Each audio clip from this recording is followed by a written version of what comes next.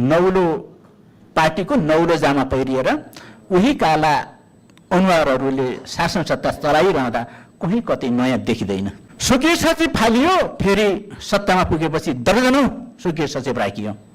भ्रष्टाचारको रटान गरियो, फेरि अझ त्यो भ्रष्टाचारभन्दा पनि महाभ्रष्टाचार उछिन्ने व्यवहार देखिरहेकै छ।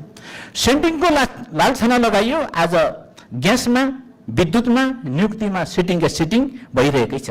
हिजो स्वास्थ्य शिक्षा सहज थियो, आज करै कर, लासको पनि कर। हिजो गरिबको पक्षमा बजेट आउँथ्यो, आज सुकिला मुकिलाको पक्षमा बजेटको रजाई। हिजो राष्ट्रियताको रक्षाको बहस चल्थ्यो, आज राष्ट्रघातको रक्षाको बहस।